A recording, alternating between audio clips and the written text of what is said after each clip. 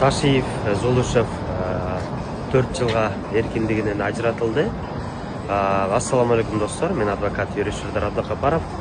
Мына жаңы эле 1-май райондук соту жана 75 письмо боюнча лишение свободы деп 4 жылга эркиндигинен ажыратып, бирок мыйзам боюнча жана пробациялык көзөмөл деп коебуз. Пробационный надзор деп, ошо пробационный надзор. Бул эми жалпак тил менен айтсак, жанагы условка дегенде эле жанагы пробацияга ай сайын 2 жолу барып өтүп турат. Бул эмени түшүндүрөт, судимый деген сыяктуу. Эгер конечно, адвокаттар апелляциялык даттоону менен сотко кайрылышат, шаардык сотко. Эгер ал шаардык сот күчүндө калтырып койсо, эгер мына аз күндө президенттик шайлоо келатат, бул айыпталуучулар болуп күнөөлүү деп табылышат. Анан судимый болушу бул боюнча дагы президенттик шайлоого аттана албай калышат мыйзам боюнча. Бүгүнкү ушул Камчыбек Ташиев, Курманкул Зулушев, Шакиевтердин соту жөнүндө бир ой пикир айтып коюун туура көрдүм. Эми менин өзүмдүн жеке пикирим, албетте бул баягы бийликтин мындай чечимдерине мен мындай каршылыгын көргөзбөйм, бирок өзүмдүн жеке пикиримди айтып өтөйүн.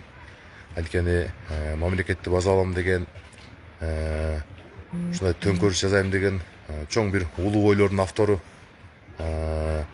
тактыга келип отуруп калсам, анан бийликти алып калсам деген чолок акылдын автору ушу Ташиев, Шакиев, Зулушевдордун бүгүнкү ушу 4 жылдан алганы менин өзүмдүн жеке ой пикирим боюнча аябай туура эмес.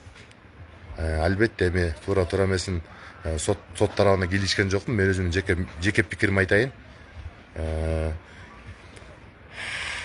Негизи Ташиевтерге, Шакиевтерге ушул 3 кишиге, Зулушев, Шакиев, Ташиев үчөөнө минимум 20 жылдан бериш керек да. Это минимум да.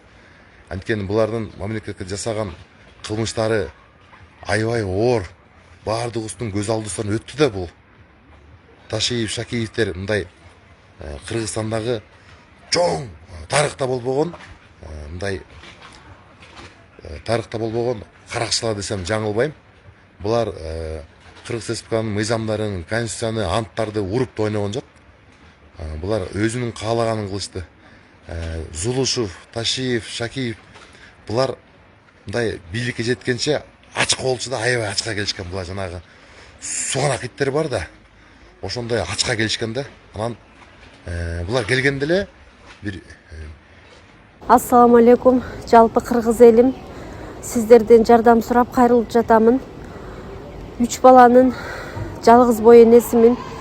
Ортончу балам Умар 6 жашта, диагнозу ДЦП, врожденный паралич. Кайдыгер карабаган кыргыз элим. Уулум Умарга жардам бериңиздер. Балдарыңыздар оорубасын. Жараткан Аллах Таала өзүнөн башка эч кимге муктаж кылбасын суранамын. Уулум Умардын жок дегенде отуруп калышына жардам бериңиздер. Балам жок дегенде өзүнүн тамагын өзү ичкенге жардам бериңиздер, суранамын. Уулум Умарды таштабаңыздар.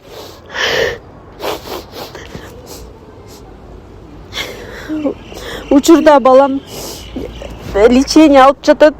Баламдын алган лечениясы токтоп калбаш үчүн жардам бериңиздер, суранамын.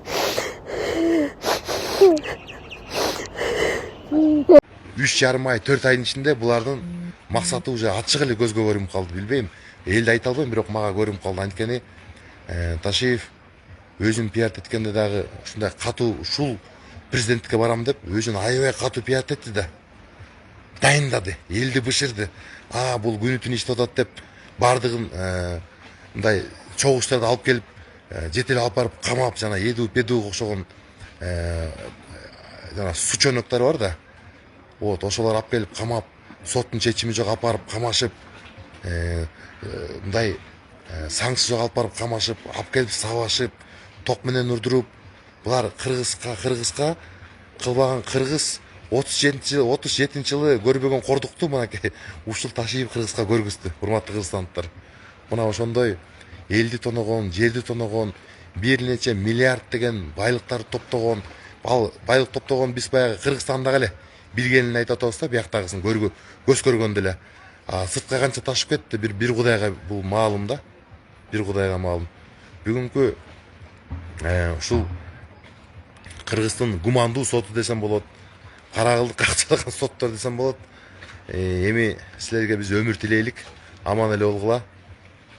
Бул Ташиев негизи бир учур келет.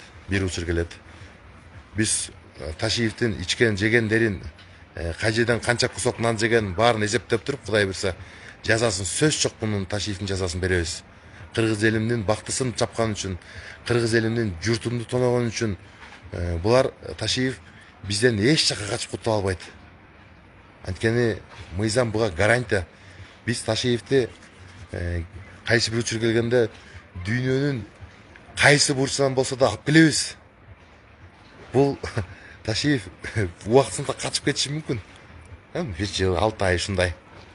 Бирок Кудай буйрса Ташиевдин элге кылган каракчылыгын биз элге мындай так кылып мыйзам негизинде көргүзөбүз. Биз буга окшоп алып келип сабап ток курдурбайбыз. Биз Ташиевдин ичкен жегенин баарын эле через банк, кандай авиа рейстер менен алтындарды алып чыгып кеткен, кандай урдап Кыргызстандан алып чыгып кеткен, бүт мындай системалуу жолун баардыгын бат эле билебиз. Ташиев ойлошу мүмкүн, ушу мен 4 жыл пробация менен кеттим депчи. Ушул эфирди угуп калса, мен Ташиевге айтат элем, өмүр бою уйкуң тынч эмес сенин. Ташиев, мынакей УКМКда туруп, баарыбызды коркутуп, үйдөн алып кетип, көчөдөн чакыртып, муну жазба, тигини жазба деген баардык моундай кылмыштуу буйруктардын баардыгын ушу УКМКга сен берип тургасың. Кудай буйрса Ташиев бир учур келет, түрмөдө өксүп ыйлап, кабыргаңдан 1 грамм эт калбаганча түрмөдө отурасың. Кыргыздын бактын урган каракчы. Бир учур келет, Кудай буйрса. Бир учур келет. Анан моргу Зулушев, Шакиев, силер мындай эле мыйзамды закуска солосуңар буйрса. Биз силерди мындай мыйзам менен эле Кудай буйрса, жанагы түлөөгө букаларды адалдап соёт го, ошону төрт бутуңа байлап туруп, мыйзам менен адалдайбыз. Бирок бир нерсени айтыш керек. Бүгүнкү Кыргыз сотунда менин жеке өзүмдүн пикирим боюнча ишенимим аябай кетип калды. Ишенимим солгундап, ишенимим кулап түштү десем болот.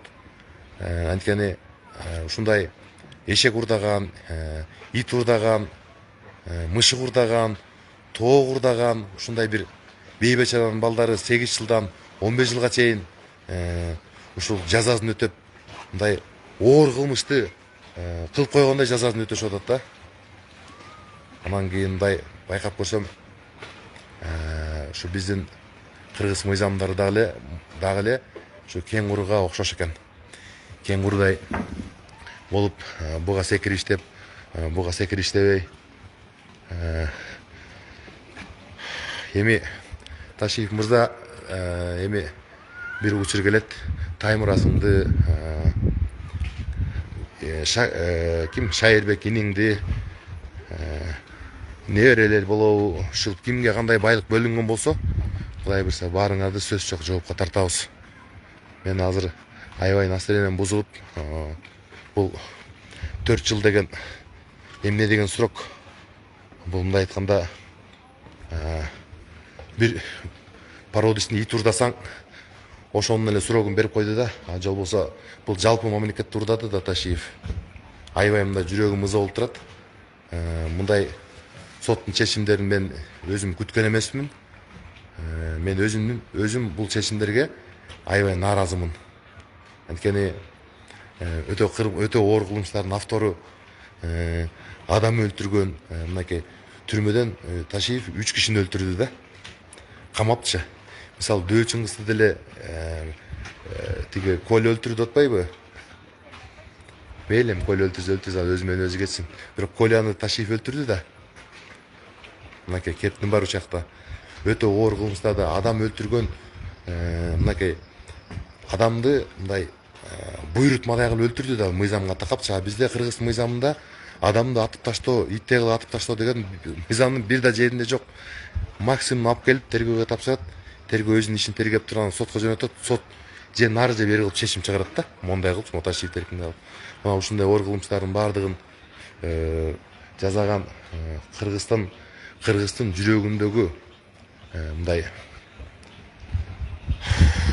өйкөгөн ушу Ташиев бүгүн аябай аз турак алып калды. Мен чындап эле атам каза болгондо да ушундай абдан шоковой состояниеде болгом. Папам каза болгондо. Азыр да ошондой состояниеде турам. Мен кыргыз бийлигине каршы чыккан жерим жок. Дагы бир айтайын, жеке өзүмдүн жарандык укугумду колдонуп, Конституция боюнча өзүмдүн укугумду айтууга сөз эркиндигинде укугум бар да.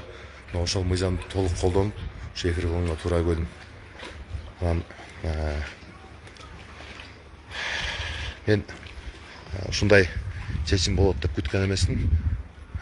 Ташиевди Кудай буйрса бир күнү болсо бир күнү сөз жок жазалайбыз, урматтуу кыргызстандыктар. Ишенгиле. Баягы кыргызда айтат го, бүгүн болбосо эртең бар деген сөзчү. Бүгүн болбосо эртең күн бар, Кудай буйрса. Ташиев кыргыздын дырыскысын жеп, сен эч жакка качып кутулбайсың. Бул мындай бөркүнүңдө көрө бер. Азыр топтогон байлыгың урдап, ар кимди тоноп, алып келип камап, топтогон байлыктарың бул өзүңө минус гана алып келет.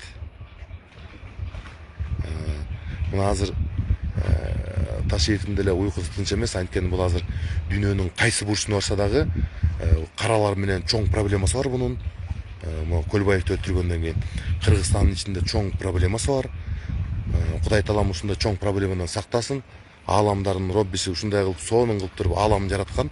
Ошо ааламга аз Ташиев батпай жатат. Тияққа барса бияктан жок, бияққа барса тияктан жок. Ташиевдин азыр саясий абалы аябай оор. Ташиевке караганда бомуштун көчөдө жаткан бомуштун арак ичип жаткан адамдын жүрөгү тынч. Ташиевдин акыркы демине чейин чоң ой менен өтөт. Анткени эртең башка власть деген өмүр бою турбайт да. 10 жыл тура, 15 жыл любом случае мыйзам негизин алмашат да. Кайсы власть келсе дагы чу дегенде эле Ташиевдин кылмыштарынан баштайт. Анткени көзгө көрүнүктүү өтө резонанс иштердин баардыгын Ташиев жасап кетти да. Кыргыз саясатындагы кыргыз эгемендүүлүк алгандан бери 35-36 жылга кетип баратат да. Ошондой ушу жылдар аралыгында Рысбек Акматаев, Көлбаев ушу адамдардын канын ичкен зөөкүрлөр ушу Ташиевке жетпептир. Тарыхын карап көрсөңөр, Ташиев 4 жылда Кыргызстандын тарыхында жок чоң кылмыштар жасап койду. Кыргызстандын тарыхында жок. Дүйнөдө бир дагы мамлекет жок. Өзүнүн мындай миллион доллар төгүп, салык төгүп, элдерге жумуш камсыз кылып берип аткан бизнесмендерди алып келип, коляга байлап, аларды камап, сен бул менен сүрөткө чыгып койсуң, буну спонсировать эткенсиң деп камап, мындай мамлекеттин акмагын чыгарып жүрдү да, Ташиевчи акмагын чыгарып жүрдү да. Айнанайын кыргызстандыктар. Ана ушундай мамлекетти мындай ылайдай кылып эскен, элдин канын ичкен, апо, кары болобу, жаш болобу, кыз болобу, кемпир болобу, эркек болобу, бала болобу, бардыгын камады да. Эмне үчүн Таймураз камалбайт анда? Таймураздын эле кылмыштары толтура да. Таймураздын кылмыштарын изилдебей туруп алып келип камап койсо болот. Таймураздын өзүн басып жүргөндү кылмыш азырчы. Шайырбек, Таймураз, Камчыбек, булардын баардыгы эле кылмышкер. Буларды мындай 5 жылда алып келип камап койсо болот. Таймураздан жабыркагандар, мисалы, Ташиевдин ким Шайырбек Ташиевден жабыркагандар толтура да. Мына азыр соттун чечими чыкпайынча баардык бизнесмендер оозун жаап коркуп отурат. Эртең Ташиевдер чыгып калса, бизди камап коет депчи. Ушундай бир Ташиев ушунча калың элге ушундай ойду алып келип койгон да. Бул Кыргызды аяган эмес. Ташиевчи, мынакей. Ушундай президенттик шайлоого келем деп баш көтөргөнүн баарын чаап, карыбы, жашпы Кыргызды аябай, бул өзүн президенттик тактыга даяндады. Ташиевке мындай кыргыз мыйзамы, кыргыздын конституциялары мындай айтканда туалетке кирип чыккандай да болгон жок да. Анткени мыйзамды түшүнбөгөн адам мыйзамдан коркпойт. Мына өзүңүздөр эле көрүңүздөрчү, багында көрүңүздөрчү. Акаевдин убагында, Бакиевдин убагында, Отунбаевдин убагында, Атамбаевдин, Сооронбай Жээнбековдун убактарында УКМК мындай беспредел эмес болчу да. УКМКны улуттук мамлекеттик коопсуздук кызматын бул мындай бандитизмге пайдаланды да 4 жылчы Ташиев. Урматтуу президент, Ташиевдин генерал полковник деген сыйлыгын мамлекеттен кандай бийик сыйлыктарды алган болсо, эл баатыры, генерал полковник деген сыйлыктардын баарын алып коюңуз, урматтуу президент. Бул жалпы журтту бүт дүйнөгө уят кылды. Ташиев мыйзам боюнча, урматтуу калайык калк, Ташиев кыргыз мыйзамы боюнча бул капитан дагы эмес. Старший лейтенант да эмес бул. Эми ушундай айлазап күлөсүң да. Ушундай адам өлтүргөн, бензин ташыган талкаштар келип эле генерал полковникти ала берсе, ертең оны гуни бакайларда чыгат, бизге полковник белгиле депчи. Анысы кандай? Мындай генерал полковник болгондо Ташиев эмне кылды? Ысык көлдү жараттыбы? Жейини согуш болуп бир мамлекетти жеңди. Бул кыргызды жүдөттү да. Кыргызды жүдөтүп, кыргызды тоноп, ырыс кызын алып кеткен адамды мындай генерал полковник болуп эркелеткенибиз туура эмес. Мунун баардык мамлекет сыйлыктарын эртең менен бүгүн ушу эртең менен алып коюш керек мунукун. Мен Ташиевке кыргыз акмагы деген бир наам берет элем да. Мындай кичине мыйзамга нарушение болушу мүмкүн, бирок бул Кыргызстан мындай акмак чыккан эмес, урматтуу кыргызстандыктар. Мен мындай Ташиевдин кылган иштерине мен 4 жылда аябай мындай эме болду да. Теге ичим жылган жок. Элин тоноп, жерин тоноп, каракчылыктын туу чокусун бизге Ташиев көргөздү, урматтуу кыргызстандыктар. Баарыңарга чоң рахмат. Мекенибизде тынччылык болсун, токсулук болсун. Баарыңыздар кыргыз журту үй бүлөбүз менен аман бололук, жарозубуздар менен аман бололук, мекенибизде тынччылык болсун. Ушул эфирди бөлүшүп коюңуздар деп терең ишенем. Баарыңыздарга бейпилтим. Касиеттүү Ысык көлгө келип, ушундай Ташиев жөнүндө түз эфир кылганга туура келди. Баарыңарга бейпилтим, урматтуу кыргызстандыктар, урматтуу достор.